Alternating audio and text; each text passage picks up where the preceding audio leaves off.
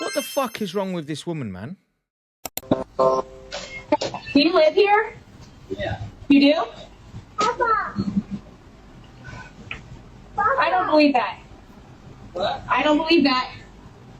So what are you doing? Rory, come on. Rory, come on.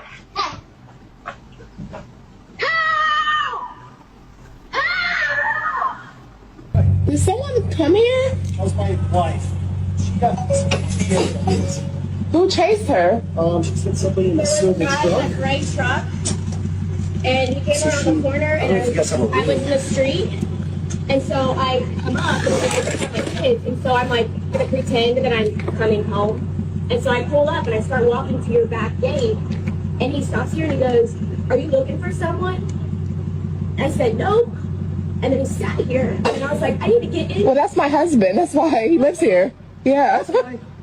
He lives here. So he came in and he said there's a lady screaming, and I'm like, that's. She got all worried. They said, Scared the crap out of me. How? I'm sorry. How did he scare you though?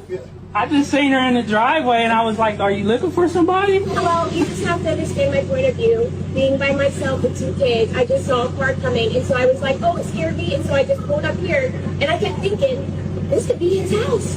But you didn't say, this is my home. You just said, are you looking? And I was like, I did. When you was on the porch, you asked me, did I live here? I said, yeah. And you said, no, you don't.